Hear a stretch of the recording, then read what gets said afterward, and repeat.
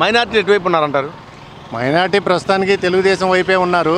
కానీ ఈ మధ్యలో బీజేపీ మంత్రి పురంధేశ్వరి గారు ఏదో కొన్ని పత్రికా ప్రకటనలు విడుదల చేయడం, తర్వాత పబ్లిక్ మీటింగ్స్లో చెప్పడం, మైనార్టీలు 4% రిజర్వేషన్ తీసేస్తాం, తమిళనాడులో తీసేస్తాం, అక్కడ తీసేస్తాం, ఇక్కడ తీసేస్తాం అంటున్నారు.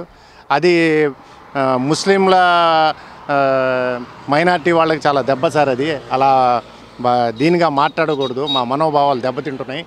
ఎలక్షన్ మూమెంట్లో కూడా అలా అసలు మాట్లాడకూడదు. ఓటింగ్ కోసం అందరు ఏదో సాయశక్తులు ప్రయత్నించి వాళ్ళ ఓట్లు, ఆ కులం ఓట్లు, ఈ కులం ఓట్లు ఏదో క్యాచ్ చేయాలని చూసేటప్పుడు ఇలాంటి పక్కలు రావటం చాలా బాధాకరం అండి. ఇప్పుడు 20 ఏళ్ళుగా ఉన్నారు నాన్నగారు, చేయింది ఏంది? కొత్తగా వచ్చిన రాము గారు చేస్తారు మీరు ఎక్స్పెక్ట్ చేస్తున్నారు. ఆయన ఏం చేయలేదు, ఇదేం చేస్తారు? నాన్నగారు చేసింది ఏం లేదు సార్. ఎక్కడ చేశారు చెప్పండి. నేను చెప్తున్నా కదా, ఎన్టీఆర్ స్టేడియం అభివృద్ధి ఎన్టీఆర్ టైంలో జరిగింది.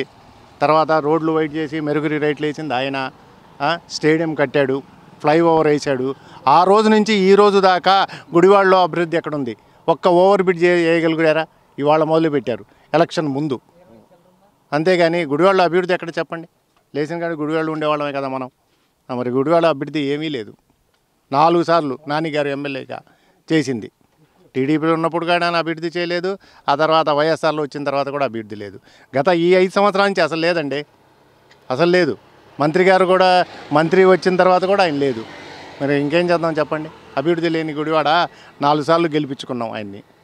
అలా చాలా బాధాకరంగా ఉంటుంది. ఈసారి మార్పు కోరుకుంటున్నారా? మార్పు తప్పకుండా కోరుకుంటున్నామండి, కోరుకుంటున్నాం తప్పకుండా. ఇప్పుడు ఎన్నికల రాము ఏదో బిగ్ షాట్ కొత్త ఆయన వచ్చాడు, ఆయన గెలిపిస్తే ఎంతైనా కొన్ని పనులు చేస్తాడు, తప్పకుండా చేస్తాడు. అది మేము ఆశిస్తున్నాం. Please like and subscribe eagle Andhra.